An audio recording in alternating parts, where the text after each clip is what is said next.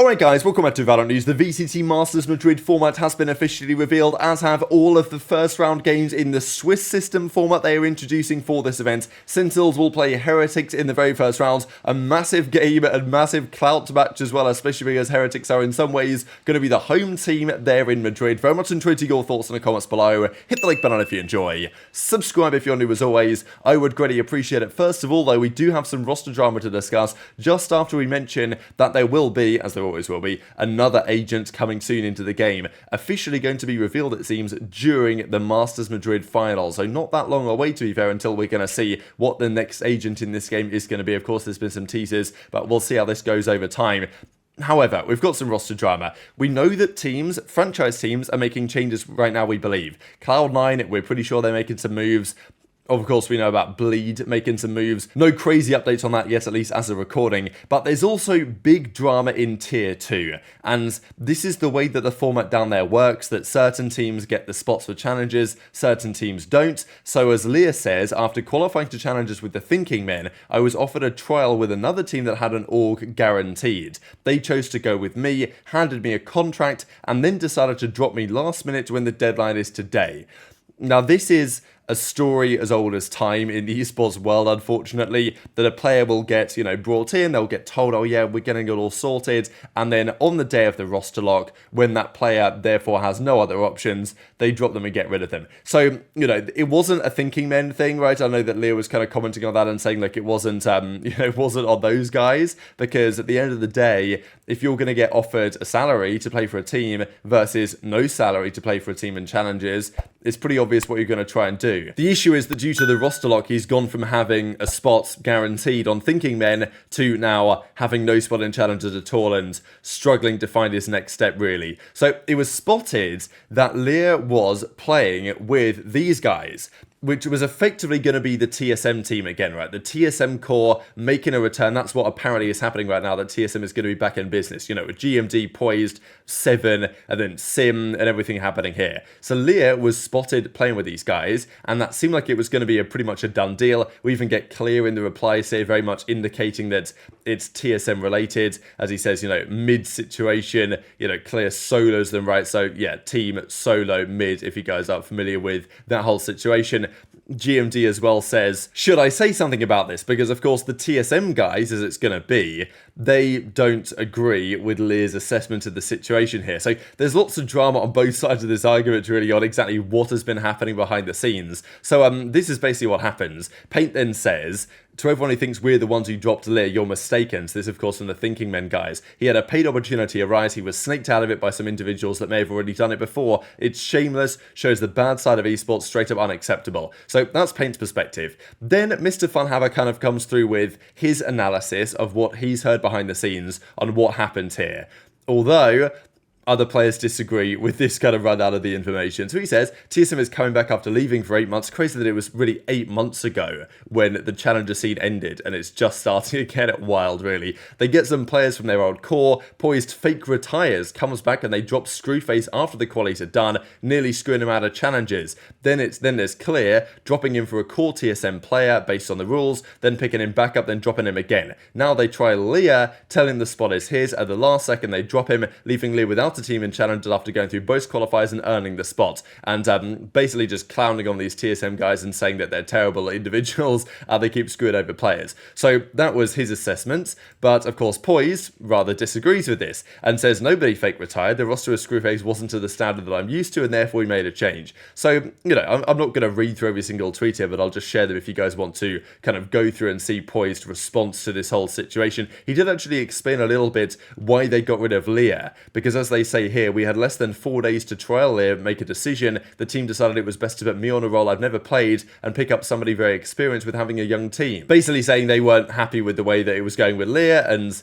it's tough, right? Because they had 4 days to trial him. Leah, of course, is going to go and try and take the jump to become a salaried player, but then right before the roster lock, it's like, maybe they could have trialled him for 3 days and at least given him a bit of time on the final day if he wanted to, to give him the chance maybe to go back to Thinking Men if the option was there. But it's always tough when these things happen, and there's no good solution really, unfortunately. And then we get, Mr. Fun Haver Timothy comes back in the replies as well, and they have more of a back and forth. He even closed out with this tweet at the end here that said, "Then don't speak on situations you know nothing about. I'm not here to fight and argue, but when people have a lie on my name, I'm not going to sit around. Have a good night," he says. Pretty sure he deleted this one since, but yeah, we know how it goes here. And we also got Screwface. He came in as well and said that he's not happy with the way that Poised is kind of framing this, and says, like, "Never did I lie about FlyQuest," and it reveals all these DMs as well. So yeah, of course, all the tweets will be linked down below, but a bit of a mess right now going on in Tier 2 Valorant, there's no doubt. And of course, Leo is now looking for another challenger's opportunity, right? So yeah, really tough. Hopefully, after all this drama, Leo will get an opportunity somewhere, and I'm sure there's going to be big drama when some of these players play up against those TSM boys when Challengers gets underway in the very near future indeed. But we've got to talk mainly though about Masters Madrid, because it's the biggest event, especially when it comes of the year so far, especially when it comes down to which teams are going to be there, like the level of clout on these teams, the amount of fans that these teams have.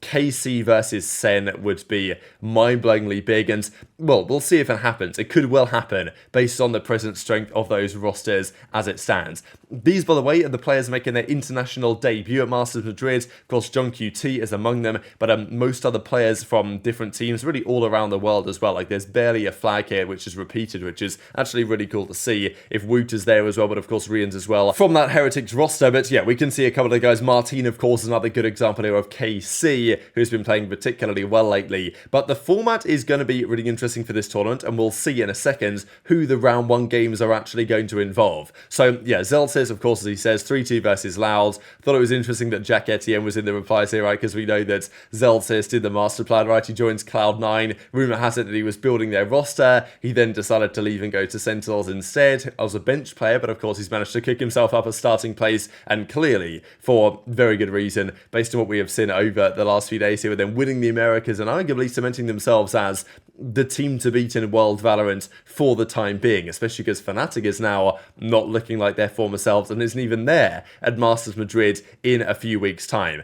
Tens, of course, has really played phenomenally as well. Bit of a redemption arc here from Tens, and going into Masters Madrid, that storyline may well be expected to continue. But this is going to be the overall format. So the 14th of March, that is when the Swiss stage begins. There's then a couple of days off, March 19th through 20th. Then the playoffs happen, and then the grand finals are there. So it's a pretty compact format, really, and I think I'm a relatively big fan, actually, of the way that they're doing this format, because I think sometimes they take too long. I don't know. Some of these tournaments, they drag on for too long, and I feel like they could be more efficient in the way they do the matches. Just have games like every day and a couple of matches every day. Ideally, I would like to see even more than that, but I think this format is pretty acceptable.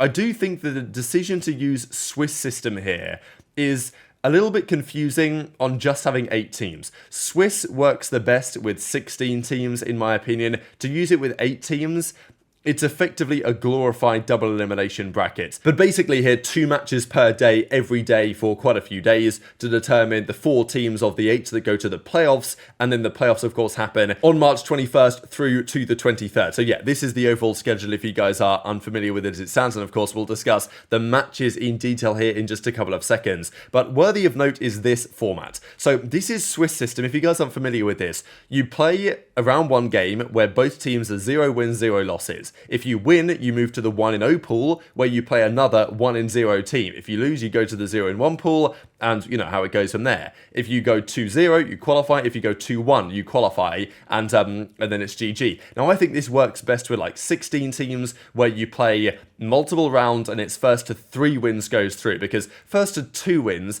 is pretty much, it's kind of like a glorified GSL group, really, in an 8-team way, when if you lose 2 matches, you're out. If you win 2, you're through. And I don't know, I don't think it shows what Swiss system is fully capable of as a format, but I'm happy that Riot are trying it, and I think that, let's say Champions with 16 teams, it would be the perfect format, I would say, to use there. But I think it's nice that they're giving it a go. So we'll see these in a second. Basically, the top teams from every region that won the event, they play a second place team from a different event.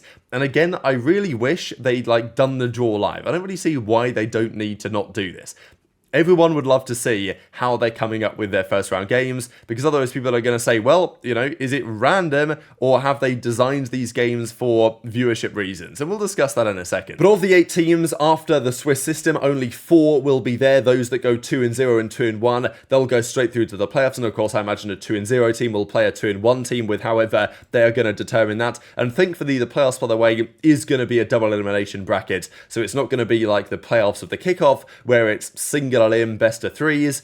No, it's a double elimination tournament, best of 5 for the big qualification ones, at least for the final, and of course the grand finals. So I think this is going to be a good format. But these are the matches overall. So the round 1 games are as follows. Then round 2, a 1-0 team plays a 1-0 team. Just to clarify as well, there are no restrictions on which matches are against who here, right? So let's say Sentinels beat Team Heretics and Loud beat Gen.G, they could face, it could be Sen Loud round 2. Like, even though they're from the same region, it could be Sen Loud round 2. It's completely random drawn. And hopefully, like, when the Swiss system happens at the CS Majors, they actually draw the matches live and you get to see who they play.